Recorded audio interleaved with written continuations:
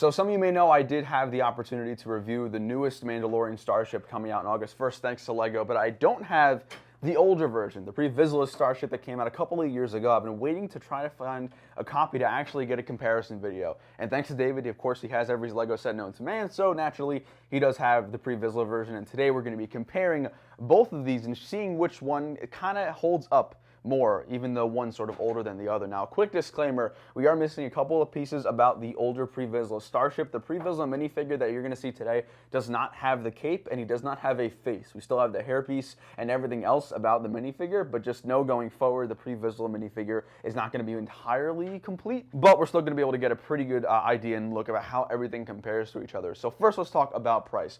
The new one comes out August 1st for $59.99 here. In the US, you get 3 exclusive minifigures. Now, the older one retailed for $49.99, so $10 cheaper, but also did come with 3 pretty good minifigures. So, of course, that's actually where I want to start with today's video. So the only 2 minifigures that are going to be closely related with this comparison is the Death Watch/Loyalist. Now, these are essentially the same minifigure, but just because there are different parts in the timeline of Star Wars, they have a slightly different name. So first off, you'll notice that there is a tremendous amount of detail on the newer version, and the older version just really doesn't live up at all. I will say, of course, this was out a few years ago, quite a considerably long time ago, so again, it's kind of not entirely fair. So right off the bat, one of the things that sort of turns me off with the older version of the Death Watch Trooper is just the sheer amount of bright blue, and yes, this is definitely somewhat accurate to what we see in the portrayal from how we see them in the episodes and everything like that from Clone Wars. So also one more disclaimer, I just don't have the pistol on me for the Death Watch as well, but he did come with the pistol, and this new one comes with 2 pistols, which is kind of cool. Now you'll notice specifically with the prints, there's a lot more rugged detail, a lot more weathering, a lot more wearing down on the Mandalorian armor from the one coming out in 2021.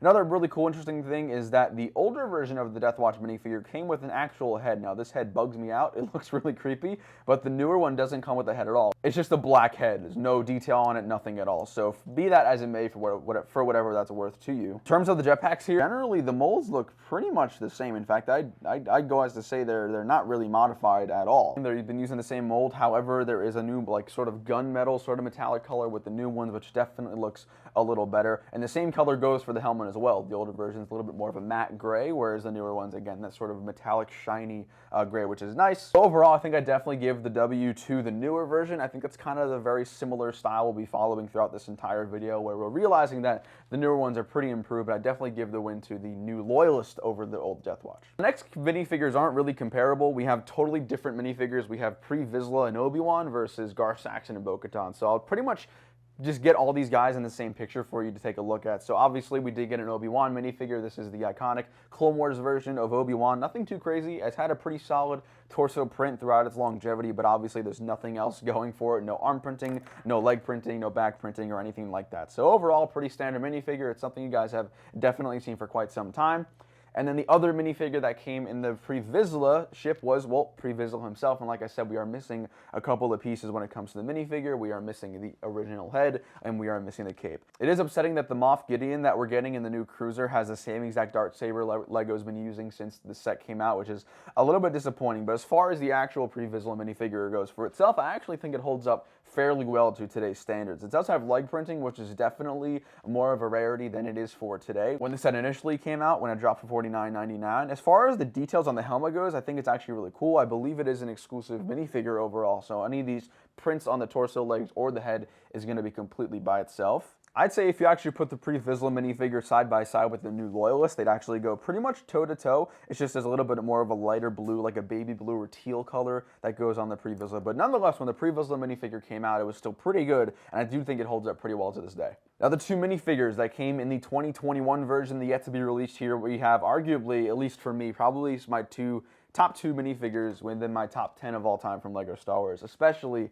this Gar Saxon. So Gar Saxon is one of the sort of main antagonists in the end of the Clone Wars in Season 8 when the Siege of Mandalore. He has beautiful printing. Of course, his armor is going to be unlike anything we've seen in either of the pre-Vizsla Starship or the Mandalorian Starship, because he does have the new Maul sort of red colors, which is really cool. His helmet is a custom mold that does have the horns on top, does have that yellow sort of visor and that light going through his helmet, and of course all the red details and accents going throughout this entire minifigure. He has some pretty standard back printing as well, using the same jetpack as any pretty pretty much of the other minifigures we covered up until this point. The head is a brand new print as well. He does have like the sort of aftershave effect on his head, which does look nice, again, giving it more detail and stuff like that. Overall, one of my favorite minifigures of all time. And then the last minifigure to go over in this comparison is the last one, the third one that comes in the new one, and we have Bo-Katan. I think LEGO did an absolutely fantastic job with this Bo-Katan minifigure. I've had the pleasure of handling customs, whether that be printed or even decaled, and I go as far as to say this one pretty much goes on par with every single one that I've seen. I've done a full review on the Starship, the newer one. My thoughts in detail, definitely go check that out. But as a quick wrap up for Bo-Katan, I think she looks absolutely phenomenal. I love her printing on the torso and the legs, especially the silver sort of reflective parts right above her legs. The helmet is a complete 10 out of 10. I think overall, when you're talking simply about minifigures in this set going up against each other,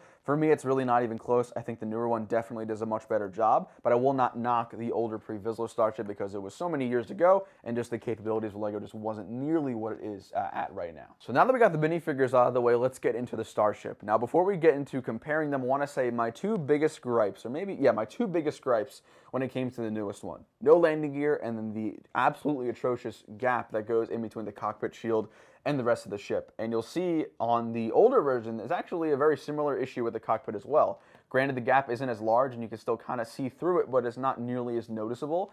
So I think people are going to be a little bit upset when they get that newer model in hand and they see just this huge gap. I'd say it's probably about 1/4 of an inch gap, which is pretty large. And if you look at the older one, there's essentially no gap. There is still some there. It's just not nearly as noticeable. And then the other thing with the landing gear is that the older version did have landing gear. It does have a little bit of like a landing gear at the front connected by a hinge plate. And you can see here when you stand it up, it actually stands quite tall compared to this one. Like I said, the newer one doesn't have landing gear, so it's hard to get a size comparison. When you put them side by side, I think there is definitely an obvious size difference. And like I said, the older version is $10 cheaper, but somehow looks definitely like 10% larger.